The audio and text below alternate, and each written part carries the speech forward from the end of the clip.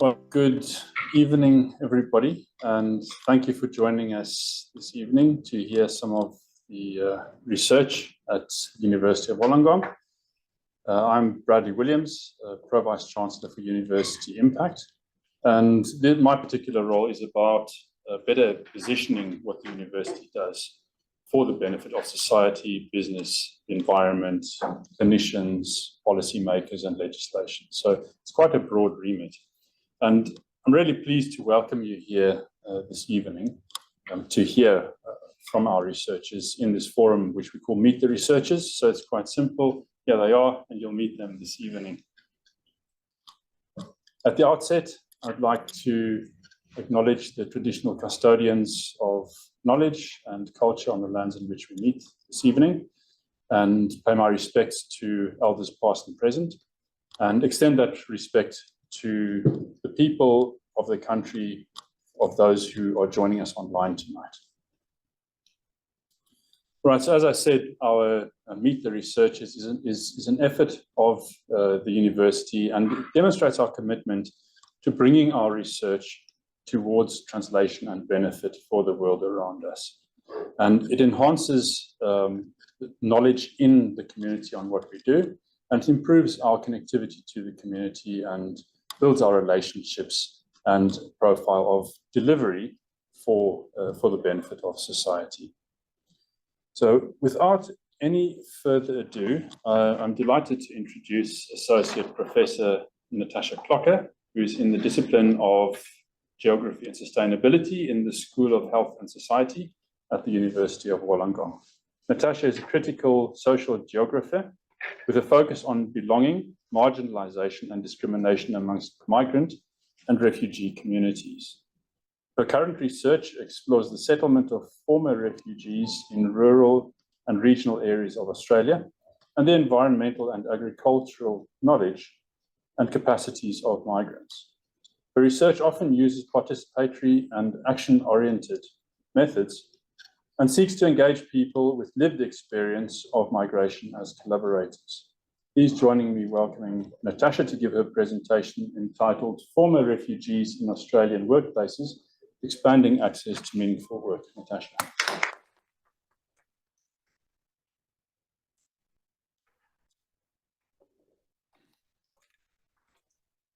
Hey, thank you for joining us here this evening.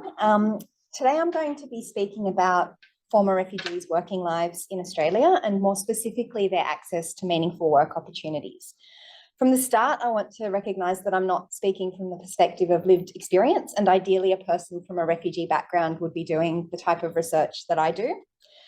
But in 2021, less than 0.5% of Australia's university workforce, tertiary education workforce, came from a refugee background, and even fewer of those people would be in research roles. So what I try to do in my research project is to grow the pipeline of former refugees in the tertiary education sector, and I also employ research assistants from refugee backgrounds on all of the projects that I do.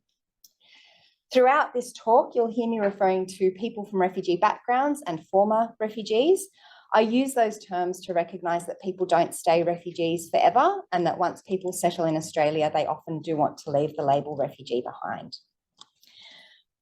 I also want to include an acknowledgement of country. So I am very fortunate to spend my home and work life near this place. So I live and work on the foothills of Mount Kira, or Jira, as she's known. Jira is on the unceded lands of the Wadi people and has been an incredibly important site of learning for traditional custodians in the Illawarra for generations. I pay my respects to elders and to country, and I extend that respect to any First Nations people here today. And I thank traditional custodians for the incredible care they have given and continue to give to the beautiful country that I'm fortunate to call home. Okay, so Australia-wide, only 45% of working age former refugees are employed, and former refugees who are in paid work are often corralled into occupational niches, including health and aged care and disability work, retail, cleaning and food services. That's both for men and for women. And then also construction, manufacturing, labouring, meat processing, taxi and delivery driving, security work for men. In a segmented labour market, former refugees are seen to fill a gap and often perform low-wage roles that other people tend to avoid. They work in, as you can see in the statistics here, in managerial, professional, and so-called high-skill roles at less than half the rate of the total population. And this is reflected in the low wages that you can see in this table as well. So in sum, former refugees are often unemployed or underemployed, poorly paid, and work in physically demanding and so-called low-skilled jobs with limited upward mobility. At the same time, Australia is facing a skills shortage. 36% of occupations are in national shortage. The health, technical, trades, community and personal services workforces have amongst the largest gaps. It seems a no-brainer that former refugees offer an important part of the solution to this skills gap, but their workforce inclusion needs to be purposeful and ethical, not exploitative. The barriers preventing former refugees from accessing any kind of work or work commensurate with their skills and qualifications are well documented, and they are complex and multifaceted. They include all of the issues I've got up here, so things like disrupted education and employment histories, non-recognition of overseas qualifications in Australia, a lack of local work experience, language barriers, unfamiliarity with local workplace customs and norms, discrimination, a lack of networks that helps people find jobs in the first place, simple things like a lack of access to childcare or transport, and also, of course, trauma-related physical and mental health challenges. We know that migrant workers, including refugees, often face exploitation in the workplace in Australia. The Grattan Institute found that they're 40% more likely to be underpaid than the broader Australian population. In recognition of the exploitation and discrimination affecting migrant workers in general, the New South Wales state government recently announced that it's going to establish a migrant workers centre to provide advice, education and training on this issue. My research aims to respond to the questions here. So how can former refugees' employment outcomes be improved and Australia's workforce shortages be addressed, while ensuring that the work opportunities that are provided are meaningful for the workers involved and appropriately valued by society? And this resonates with one of the key UN Sustainable Development Goals, which is to promote decent work and economic growth. So why is there no solution to this currently? To my mind, there are a few reasons why this is an ongoing and persistent challenge.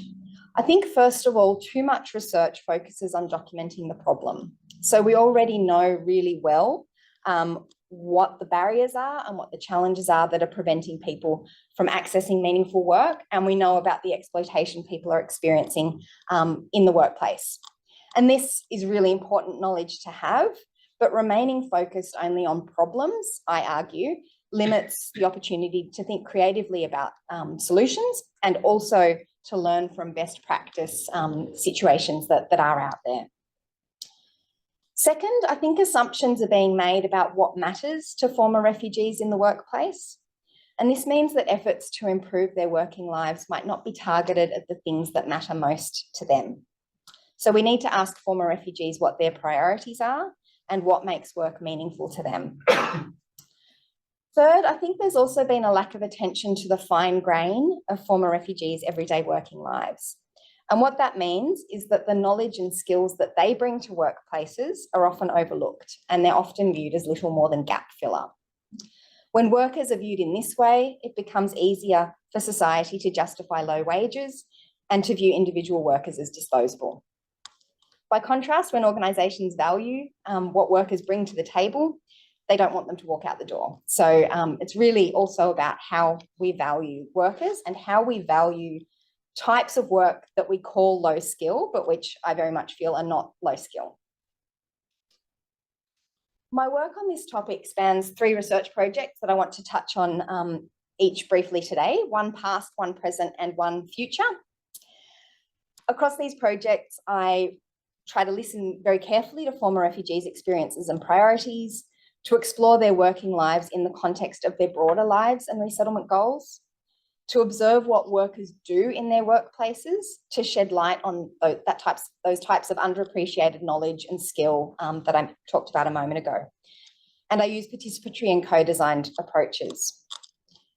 As I mentioned at the start, that involves employing former refugees as research assistants. And while the work I can provide is only short-term and casual because it's based on grant funding, it can provide valuable work experience that can be translated into future work opportunities, a reputable reference for future job applications, and also in the short term, obviously, some additional pay. But of course, and even more importantly, the research I do, I need to recognise how it benefits enormously in return from what these co-researchers bring to the project. They bring incredible insights to the work that I do, and of course, deep knowledge of their own communities. So I'll start with the past project and then work towards the future. So my past research has focused specifically on migrants and refugees who work in the horticultural sector, so on farms in Australia growing fruits, vegetables and nuts. That research has questioned the labelling of farm work as unskilled work, and it's showed that many migrants and former refugees who work on Australian farms and who are called unskilled actually bring a lifetime of pre-migration farming experience with them. It's argued, I've argued through that work, that Australian farms would benefit enormously from taking this knowledge and skill into account, and that migrant farm workers deserve more acknowledgement and respect. As an example of this, the Guardian recently interviewed a member of my research team on this topic and drew particular attention to a former refugee from Iran who helped set up Australia's pistachio industry, which is now a booming sector, and his knowledge and expertise was pivotal to that success. While research on farm work feels a long way from metropolitan Liverpool, I do believe former refugees bring immense knowledge and skill to many other sectors in which they work, and that's something that I will plan to explore further in my future research. So my research with migrant farm workers has argued that they are far more than labouring bodies, and that's to say they do far more than just fill labour gaps. They bring very important skills and expertise to the table. But I don't want you to just take my word for it. So here's a quote from an interview with Ben, who is the manager of a dried fruit farm in regional Australia, and his farm employs migrant workers. He said, people can just say, oh, that's just block work, it's unskilled labour. They don't need any brains to do that, anyone can do that. And he said, nah, you've probably got 15 root stocks that you can use. There's 25 to 30 different varieties of grapes that you can grow. There's probably 10, 11, 12 different varieties of trellis that you can use. So depending on which rootstock to which variety of grape, to which trellis, how you roll it down, everything. From my perspective, growing the grape, there's a hell of a lot more in it than you realise. Whoever came up with the idea that it's unskilled labour is kidding themselves. They've never done it. By showcasing the knowledge and skill of farm workers from migrant and refugee backgrounds, my research led to the development of Food Next Door Community Demonstration Farm in Mildura. The farm runs on donated farmland and positions farm workers from refugee backgrounds, specifically in this case from the Great Lakes region of Africa, as experts. They work alongside local grower mentors who support them to translate their already vast skills into the unique climate of the Sunraysia region. The farmers grow and sell diverse crops, including culturally important foods that are valued by members of their co-ethnic community, like African maize and eggplant. My current research is also being undertaken with former refugees, and that project is called Settling Well in Regional Australia, Experiences of People from Refugee Backgrounds. The project partners with Multicultural New South Wales, Red Cross, AIMS Australia, Multicultural Australia, and the Department of Home Affairs. The Settling Well project focuses on the settlement of former refugees in regional towns and cities outside of the major metropolitan areas. It aims to explore what helps former refugees to settle well, to identify gaps and achievements in service provision, to show how former refugees benefit from living in regional areas, but also, and very importantly, in return, how regional areas benefit from the presence of former refugees in their towns. And aims to ask former refugees what matters to them as they build their lives in Australia. Now, discussing experiences of work is only one small part of that project. but it's nonetheless starting to give me some really important insights on what makes work meaningful to former refugees that I plan to take into the next phase of my research. But just to stick with settling well for a moment, so in that project so far, we've conducted interviews with 335 people in total, of which 313 live in regional Australia, 192 former refugees and 121 community stakeholders living in our focus areas, which are Albury-Wodonga, Orange, Cowra, Nil, Mildura, Townsville and Rockhampton. So we've got quite a few study sites. And we've also interviewed a much smaller number of former refugees who are living in the big cities, Sydney, Melbourne and Brisbane, who want to move to regional areas. In addition, we've collected survey data from 628 former refugees living in those same regional locations. Broadly speaking, the project tells us that former refugees derive many benefits from living in regional areas, including cheaper housing prices, the safety and familiarity that can be provided by small towns, and peace and quiet away from the hustle and bustle. But living in regional areas can also create challenges. It can be isolating to live away from larger co-ethnic communities, transport can be an issue, and access to goods and services, including medical specialists, immigration lawyers, and culturally appropriate foods can be a challenge. But now I want to focus briefly on some of the insights that the Settling Well project is starting to give us on former refugees' experiences at work.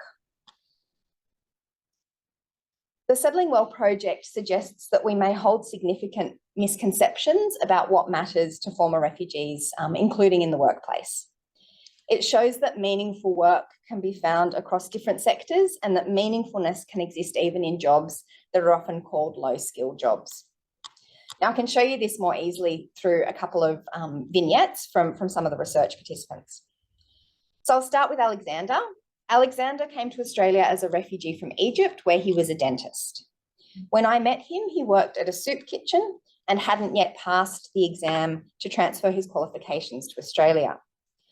I expected that Alexander would be distressed about working outside his field, especially because existing research tells us that qualification role fit is a really important part of making work meaningful.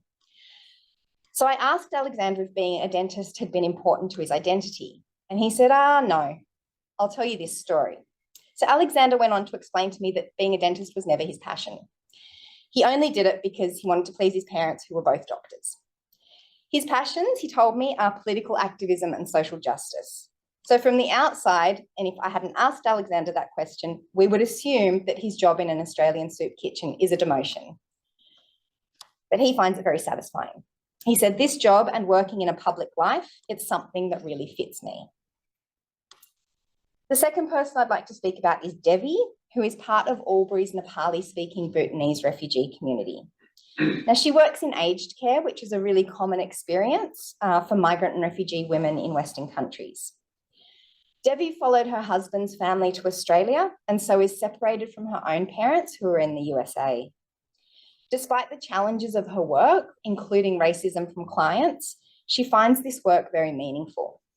Her daughter interpreted during the interview, explaining that Devi loves aged care. It's because she has very aging parents and she's not able to look after them and be with them because they're far away in the distance.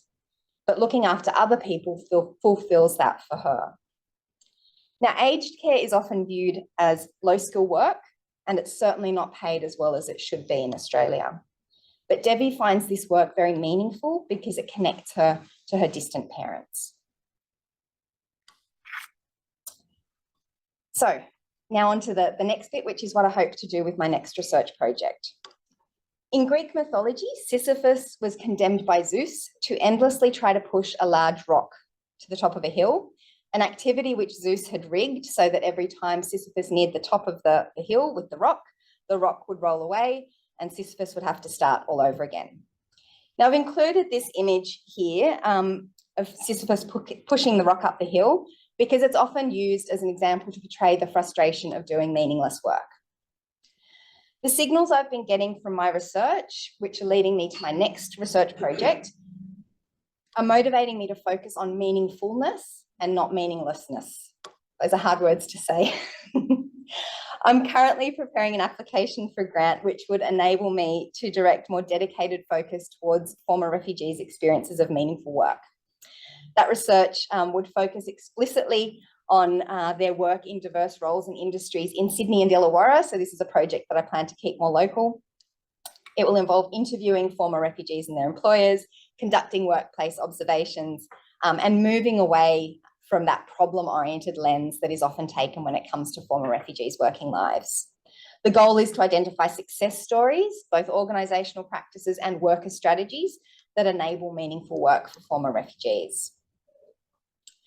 The research, if it's funded, will use those success stories to co-design a toolkit that can support organisations to create more meaningful work environments for former refugees based on what former refugees have told us that they want and need.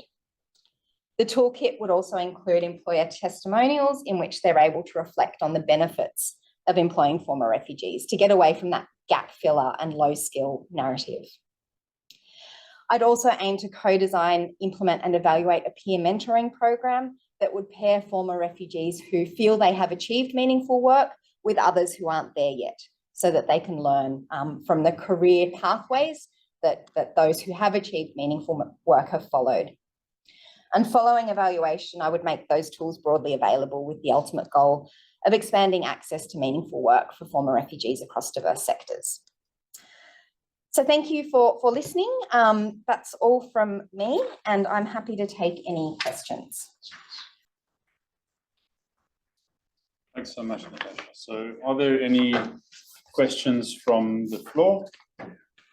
I'll ask what you go. Where do you find your refugee collaborators? The people I employ? Yeah, so often I'll start by going through settlement service providers who support people from refugee backgrounds in the towns where I work, and they'll often be able to put me in contact with people who they know have the skills and possibly the interest in getting involved in research. And so I kind of network out from that. Yeah. My question was sort of similar and aligned. I just wondered whether you partnered with any particular organisations in your research. Yeah, so in the current project, it's an Australian Research Council linkage project, which means it's got a lot of partners. So that's Red Cross, AIMS and Multicultural Australia, which are all settlement service providers, as well as Multicultural New South Wales as a state government representative and the Department of Home Affairs. Any other questions? So I have one. Maybe Iman, you go ahead. Okay, thank you. I just want to know, have you ever interviewed or worked with refugees who recently settled in Australia, not the former ones?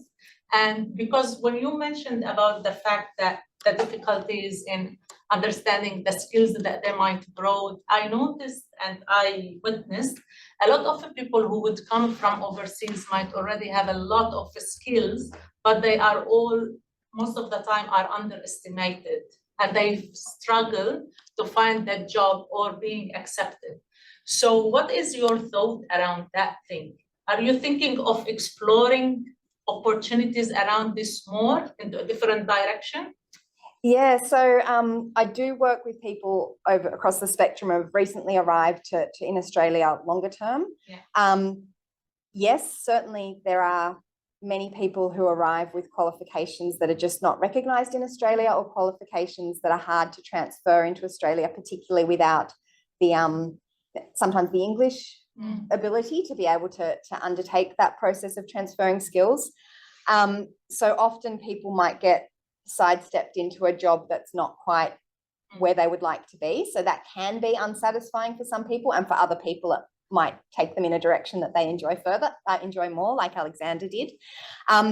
One of the big challenges I find, even for former refugees who've been here for a long time, is that people often connect having an accent with not being able to do a particular job. And that's a big problem. So you can have people with extensive qualifications, excellent English, but breaking down that barrier of accent does not equal knowledge or skill or ability is a really tricky one. And I think Multicultural New South Wales, I know, and Red Cross, there's a project called the Grow Project where they've been helping people from Sydney relocate to regional areas. And they've been doing quite a lot of work with employers to try and overcome that stigma and to try and make people not think those two things are connected. So yeah, there's a lot of challenges. Yeah. Yeah, perfect. All Thank right. you very much. Thanks. Thank you. So our next speaker is Dr. Delia Rambaldini-Gooding, and she's in the School of Health and Society at the University of Wollongong. Delia's focus is on social policy and is designed to address marginalization, disadvantage, and exclusion. Her research focuses on improving policy and social and health services for marginalized groups, including refugees, asylum seekers, and undocumented migrants, disadvantaged young people, and older people. Her expertise is in inclusive qualitative research methods, including participatory action research, which aim to bring vulnerable groups in as researchers to affect real change. So you'll see there's resonance between the two styles of research. She's interested in how we can reimagine policy and service provision that's inclusive of service users and service providers. So please join me in welcoming Delia to give her presentation, Culturally Humble Care. Yeah. Thank you so much, Bradley, and thank you everyone for coming this evening to listen to our presentations. Before I start, I'd also like to acknowledge the traditional custodians of the land on which we're meeting and pay my respects to elders past and present and any Aboriginal or Torres Strait Islander people who may be here today. Today, as Bradley said, the focus of this particular project is on exploring and enhancing pregnancy care for refugee and migrant women. I have other projects as well where I work with people from refugee and migrant backgrounds, including in education. So I'm currently working with Wollongong High School, which is a high school in Wollongong that runs an intensive language school for newly arrived refugee and migrant young people. But today I'm going to be presenting on research that I have been doing since 2019 with the Illawarra Shoalhaven Local Health District and specifically the Multicultural and Refugee Health Services that is within ISLID. We also work really closely with women from multicultural backgrounds in this research project, and the project really wouldn't be possible without their passion to improve pregnancy services for other women and their bravery to share their stories as well through the research project. So the problem I am trying to solve is basically women's experiences of maternal health care. So refugee and migrant women account for about 25% of births to mothers in Australia. However, they are at higher risk of childbirth complications. They also tend to report lower satisfaction with pregnancy care. And they also have this perception or feeling that their needs are often not understood by healthcare providers. And for healthcare providers, and particularly in this context, maternal healthcare providers, they also face challenges because they are expected to deliver culturally responsive care. There's lots of policies that direct them to deliver culturally responsive care, but we have found in our research that there is a real disconnect, or what we call implementation gap, between the policies that tell them that they should provide culturally responsive care and the resources and training that they receive to provide this care, particularly to newly arrived refugee and newly arrived migrant women. So the aims of this project are there are a couple. We firstly started out to just understand the experiences and perspectives of women and maternal health care providers in this space. So what were their experiences when engaging with maternal health care providers, and also what were the workers' experiences when working with women from these backgrounds. So we were trying to identify challenges that workers in particular had when engaging with women and trying to provide culturally responsive care, and also barriers that women were experiencing when trying to engage with these services as well. And our aim ultimately was to co-create local solutions to the challenges that both women and providers were experiencing. And I'm going to tell you a little bit about some of those solutions that we have created or come up with today. And one of the solutions which I'm going to focus on is the co-design of a cultural humility professional development program for maternal health care providers.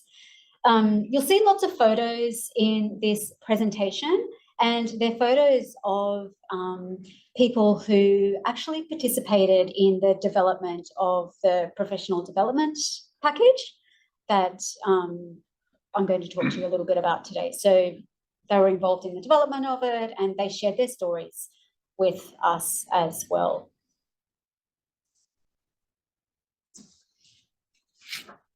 So as I said, I have been working on this project for some time now. And we started in 2019 with a very small UOW seed grant. And we started out by investigating maternal health services providers' experience of moral distress when working with women from refugee and migrant backgrounds.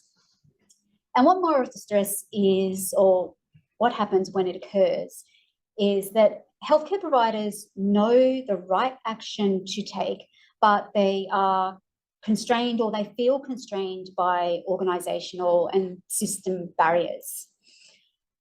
So in this research, we interviewed 16 healthcare providers, including nurses, midwives, and social workers, and they were all working either within the Illawarra-Shoalhaven Local Health District or the South Eastern Sydney Local Health District. So we interviewed midwives and social workers who work at Liverpool Hospital and also through New South Wales Refugee Health.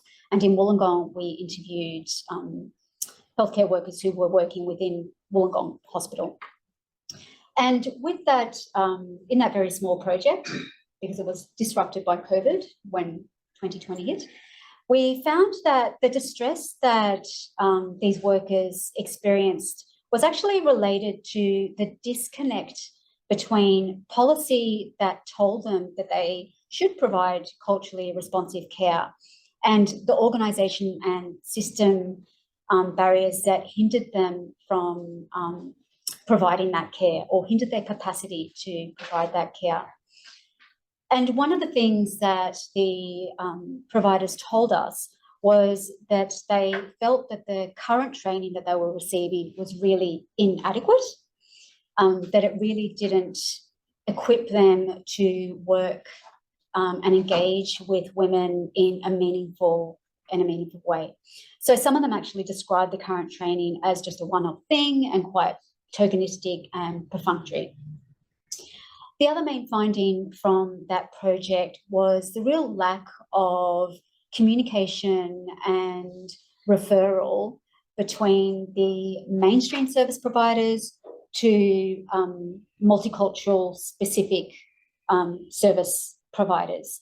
So, for example, here in Liverpool, we found that midwives and social workers who worked in Liverpool Hospital didn't always refer women to New South Wales Refugee Health, who could have provided them with more culturally responsive care, or could have supported the mainstream providers to provide that care. There was kind of that just lack of coordination between the two, which resulted in a real underutilisation in some cases of multicultural health services. And this was also replicated in Wollongong, so within the Illawarra Shoalhaven local health district. So the two things were need for better training and need for better coordination and communication. So with that knowledge that we gained from that research project, we obtained another grant, and we collaborated with the Wollongong Hospital Maternity Unit and Multicultural and Refugee Health Services in Islip to start co-creating local solutions to improve maternal health care provision for women from multicultural backgrounds. Again, the project was put on hold for many months due to COVID restrictions and so forth, but we eventually were able to hold a World Cafe, and we brought together women from multicultural backgrounds. So there were women from 21 different multicultural backgrounds. We also had a number of staff from Wollongong Hospital Maternity Unit and also staff from Multicultural Health Services. And we held the event in the Wollongong City Library, so it was a central location for everybody to access. For those of you who are not familiar with a World Cafe event, it is basically a large group dialogue that's designed to give participants the opportunity to come together to talk about their experiences and also explore solutions to those experiences that they are having. It was a really successful event. We had a total of 34 people there. And I'm going to talk a little bit about the findings in a moment. But something that we also did to supplement the World Cafe was to run separate group interviews for groups of women who were not able to participate in the World Cafe event because they needed interpreters. We did consider having interpreters at the World Cafe, but a World Cafe typically is already quite a long event. It normally runs for around 3 to 4 hours. And if we were to include interpreters for women, that, having to interpret everything that was said by the facilitator at each table and everything that was said by each participant would lengthen the event by a considerable amount. So we took the very difficult decision to run group interviews for women from Arabic-speaking backgrounds who didn't feel like they could participate effectively in the World Cafe event, and also women from Burma, particularly Karenni-speaking women and Karen-speaking women as well. So we ran separate group interviews for them, and we had interpreters at those group interviews. So the main findings from this phase of the project was the need for maternal health care providers to really begin to acknowledge and support cultural practices that women and their families see as important in pregnancy and birth. And some of those cultural practices, including things like naming rituals. People from some culture have to have a naming ritual before they are able to write the name of their baby on a birth certificate. Okay, and that was something that often wasn't recognised. Also, the use of massage techniques and different oils as well. And then there were also practices that women spoke about that sometimes conflicted with clinical care guidelines, particularly around co-sleeping and wrapping babies. Women told us stories in the World Cafe event where they felt that sometimes that they were almost reprimanded for using those types of practices, and they felt that they had to hide those practices from the nurses and the midwives and obstetricians. So that was one of the big findings that came out of it. Women also spoke a lot about the need for more appropriate antenatal support, particularly more practical birthing classes The women who had attended the birthing classes at the hospital found them quite clinical and not very practical. I mean, most of the birthing class, they said, was, them walking around the hospital and, being shown, well, you might have your baby in this room, or you might have your baby in this room where there's a shower available or a bathtub. But nothing that was practical from their perspective. And they also told us that they would prefer that these classes be offered with an interpreter as well, which they currently were not. Women also told us that they needed more support during labour as well.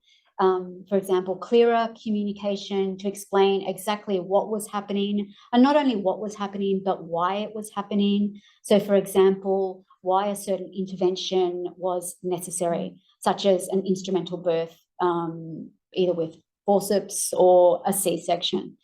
We heard stories where women were signing consent forms and actually didn't know what they were signing. And those types of stories were not a one-off either.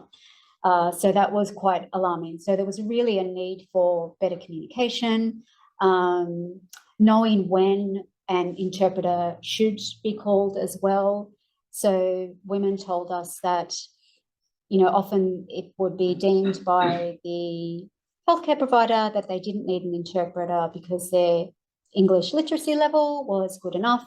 But they found that when they were in that moment in labour, that they weren't able to communicate or understand information as effectively as they normally would have been, and they would have liked to have been offered an interpreter, and they weren't. Women also told us about the need for more support during the postnatal period, particularly during that time when they were in hospital, especially if they had had a C-section, and also for women who may have had no family around them either. So we did find that quite a lot of women, particularly newly arrived women from refugee backgrounds, may not have family in Australia, and they may have arrived already, 20 weeks pregnant. So their need for support was quite high, and they really felt that they did not get that support, and they felt that in their home country they would have gotten that support, not only because they had family around them, but because the nurses in particular, sorry, I'm losing my voice, would have been more responsive to their needs. So I guess it was around providing more practical and emotional support, but also maybe having conversations with women before their birth around what the level of support would be while you're in hospital in Australia. In other countries, the baby is often taken from the mum so she can rest for periods of time during the day. Here, that doesn't happen. And the final finding that came out of this World Cafe event was also the need for, again, training. So all of the providers told us that they really felt like that the current training that they were receiving was not adequate for them to work with women in a meaningful way, and certainly not in a culturally humble or responsive way. And women suggested that that training should really be co-designed and co-delivered with people from refugee migrant backgrounds, with people from multicultural backgrounds. They made the point that often in healthcare settings, a lot of the workers were from multicultural backgrounds, and those healthcare providers should be engaged in developing any type of training as well.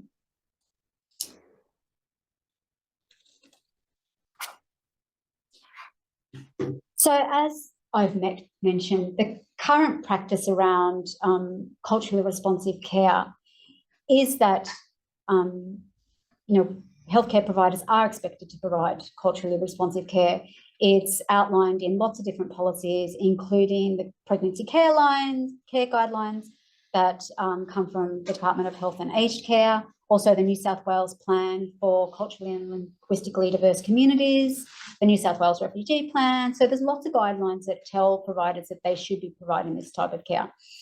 But as I mentioned, our previous research, which is a mandatory online course at the moment, is really not effective at equipping people to confidently engage with women from multicultural backgrounds, particularly those who've experienced trauma, so women from refugee backgrounds. Some LHDs do provide additional training. So, for example, in southeastern Sydney, local health district, so that's the local health district in around St George, and the southwestern health district, which is the Liverpool health district, they do have additional training that's provided by New South Wales Refugee Health, but it's not mandatory, and it's definitely not taken up by other LHDs. So we decided, and when I say we, it's a very royal we, that this is something that we needed to focus on, that we needed to design or co-design a professional development program for maternal health care providers. So we were funded by the Ministry of Health to design this package through the Refugee Health Flexible Fund.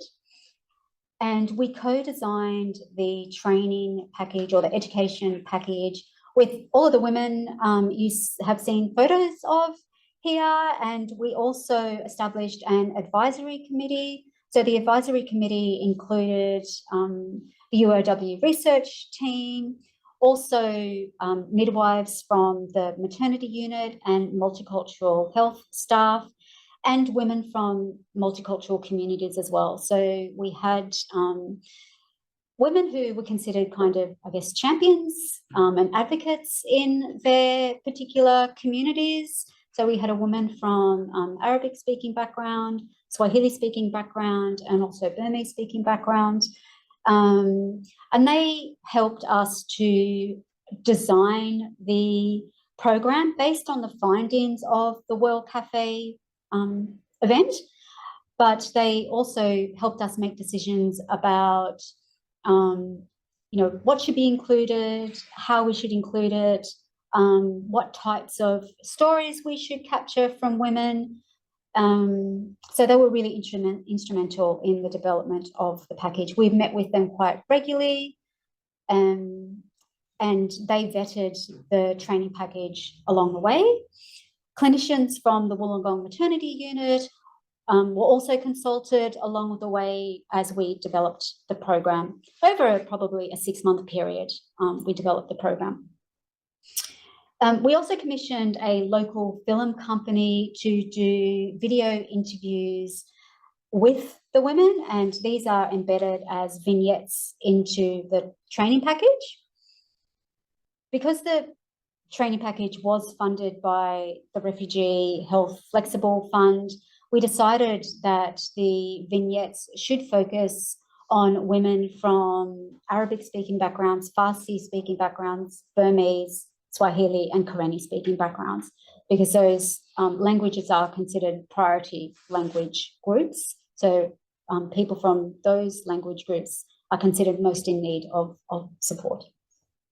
So we filmed 14 women and their families from these language groups, and we also filmed key staff from the maternity services as well. We had interpreters to support women and families who needed interpreters. Starts also provided a counsellor to be on hand at the filming of the interviews as well, to support any women who needed it.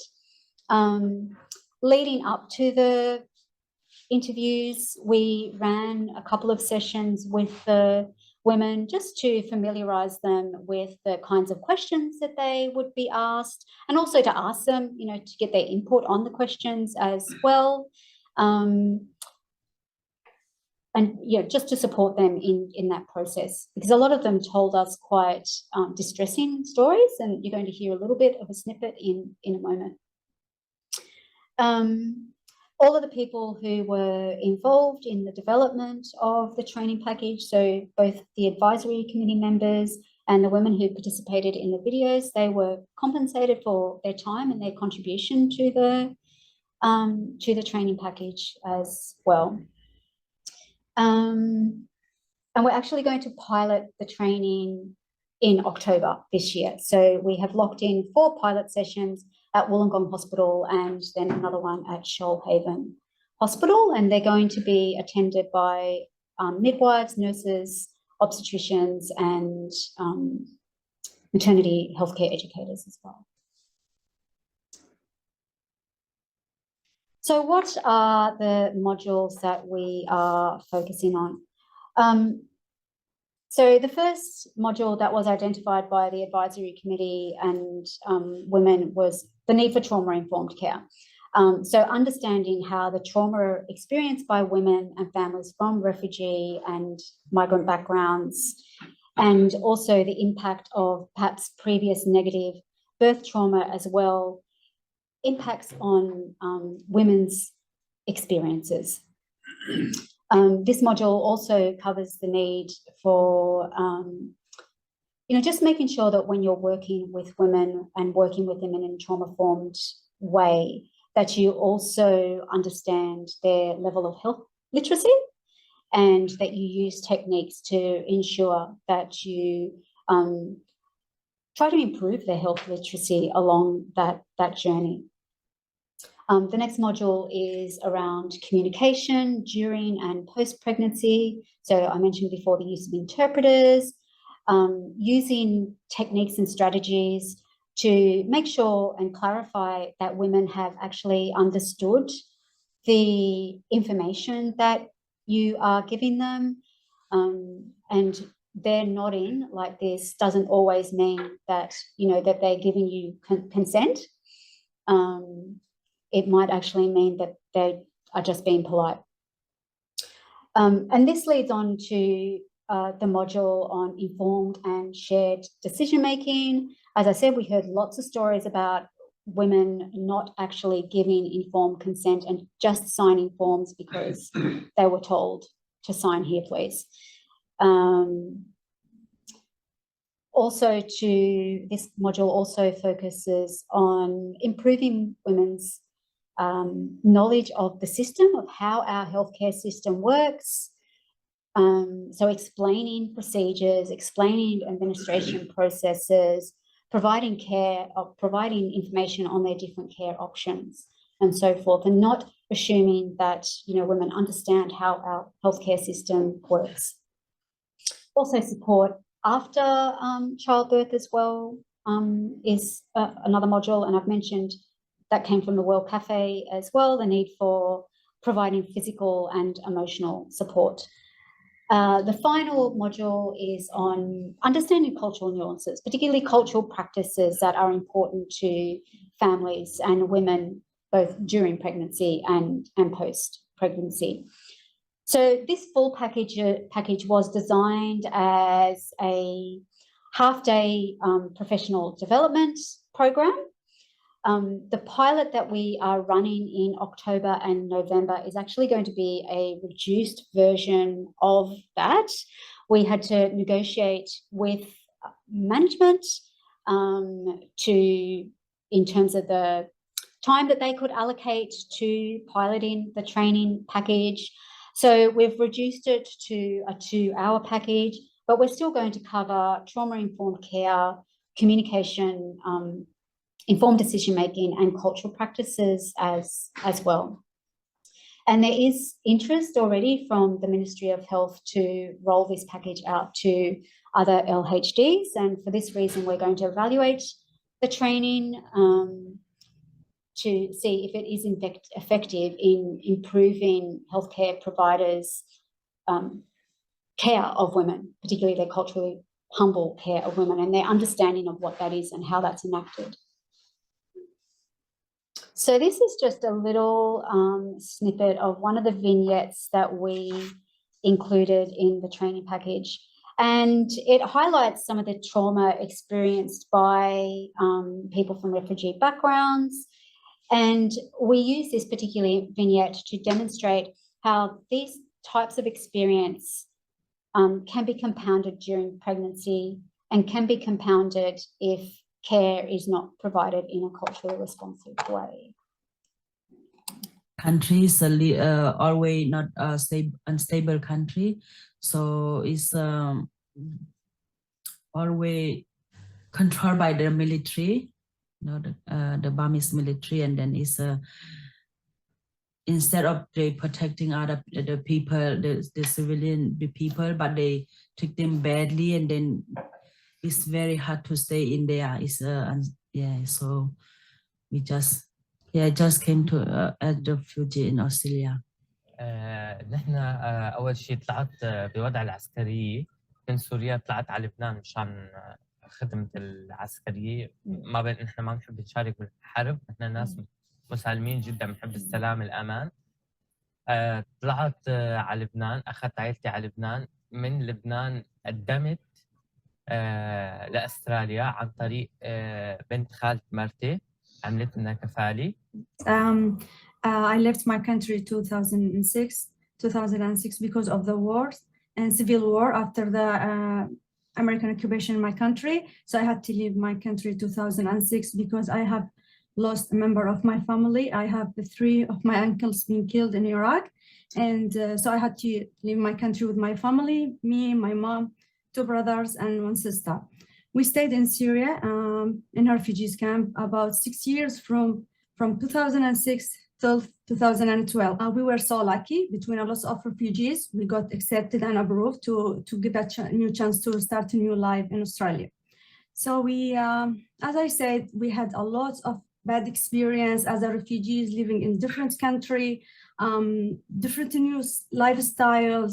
We faced a lot of struggle and things in our life, and we had trauma experience, as I said, from the bad experience in my country, as 3 of my uncles being killed in my country. I'm from Eritrea, and I was born in Sudan. I live like all my life as a refugee in Sudan too, and I can't go back to my country because it's not safety. So that's just one of the vignettes. We have about 116 vignettes from all of the filming that we did. So they were very generous in sharing their stories with us, and having their stories out kind of in a fairly public domain, like as a part of a training package. So and I think what makes this difference and why this training package will make a difference is the power of co-design, actually working with communities to develop this training package. And when we have shown the clinicians at the hospital the vignettes and different versions of the training package as we've gone through the consultation process, they have been most impacted by the stories when they hear stories directly from women, and they even feel like that this will be far more effective than the current training that they have, the current mandatory training that they have. And also in light of the parliamentary inquiry into birth trauma, which happened last year, that really lots of the stories that came out of the birth trauma inquiry were very similar to the stories that we have heard and that we have been hearing since 2019, actually. So it is fantastic that the Ministry of Health are starting to listen, that something needs to be done to improve women and families' experiences of their pregnancy and childbirth. So we're hoping that this training package will actually improve maternal health outcomes for women and children. And most importantly, that it will give women and families a voice within healthcare settings, and also empower them to be able to advocate for themselves when engaging with providers, which is really important. That you can advocate for yourself when engaging with healthcare providers. So we're hoping that by these women engaging in this, this research project, that they will be able to, you know, pass on that kind of empowerment to other women and families in their communities as well. And two other initiatives have actually come from this project. So the Multicultural and Refugee Health Services in the Illawarra are currently piloting community-based antenatal classes for women from Burmese, Karenni and Karen speaking backgrounds, Arabic speaking backgrounds, and Swahili speaking backgrounds. So we partnered with a local doula. She has worked with women from multicultural communities for quite some time, and she developed a community-based antenatal class in collaboration with Multicultural Health Services, and we're in the process of evaluating those community-based antenatal classes at the moment. So the classes were done in community, not in the hospital. We had interpreters available as well. And they were very kind of interactive sessions as well. The other project or program that has also started as a result of this research is a mothers group for women from multicultural backgrounds. And that is a group that not only brings women together, but there's also a community nurse there from Multicultural Health Services who can give women information about baby's first year of life, because that was one of the challenges that some women face, particularly first-time mums faced in, you know, not knowing or just having questions about baby's development, particularly in the first year. And there were no groups that they knew of that, you know, provided this kind of support, but also information. So they have started and they run on a weekly basis at the Wollongong City Library. And we will probably do an evaluation of those as well, so Multicultural Health Services can get some funding for that, because at the moment they are just running it because it's a need that they feel like is important to fill. And that is all for me. Thank you very much. Thanks, Delia. Such important work supporting migrants and refugees. Are there any questions from the floor or online? I don't have a question, but I would like to give my experience out, because it aligns 100% with all the challenges that these ladies have faced and highlighted. So I didn't came as a refugee, but when I was pregnant and I faced a lot of difficulties, and I didn't have an easy pregnancy or even an easy laboring, but I faced the same challenges that these ladies faced. So I totally agree with what they have mentioned, and I totally support the idea of doing something around it, especially with the fact that I can't forget, but one time, one of the doctors was telling me, like, especially when my daughter was still like 1 month, less than 1 month, and she was having a very bad fever, and I took her back to the hospital. That doctor was telling me, you are from the Middle East, that's why. So he told me that in a very arrogant way. But the idea is not about this. The idea is, yes, we probably in my country and in these countries that you are highlighting, the medical system is completely different. We are usually looked after by doctors, not midwives or nurses. So this is the first shock that we usually receive. The second thing is we always have our families in the hospital with us to support us, while here the system doesn't allow this. And while I was having like the epidural and I couldn't move myself, I was supposed to be looking after my daughter, who was actually suffering after birth because of some issues, because I had some issues while I'm delivering her. So, which made not common sense of not being able to receive actual support. And I had the same thing. I wasn't able to express myself. I wasn't able to communicate. I forgot completely the English. Okay.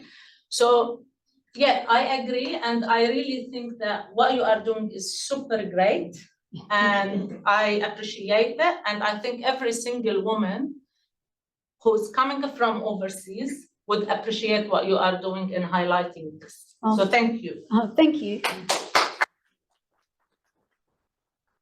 Your story is very, far too common, So in the World Cafe event, we had women from Brazil, Argentina, Thailand, Japan, and Sweden. We had a woman from Sweden there as well, and they all had really similar stories. Yeah, just this kind, yeah. So I'm hoping that the Ministry of Health will roll this out to all LHDs. We're hopeful, but we also feel a little bit like Natascha's pushing the rock up there sometimes. Are there any other questions or comments? All right, well, thanks again, Delia. Thank you very so much. much. Yeah, I'd just like to thank everyone for joining us this evening, and for those online, the same as well. It's been amazing having you here, and you can definitely discern that the work that we are doing at the university does bring benefits to society in many different ways. Some of it is simply understanding the world around us and reflecting that understanding, and some of it is intervention as well. So these are two great examples of the work that we are doing in order to bring betterment and change around us. So thank you, everyone, and I appreciate you being here. Thank you so much.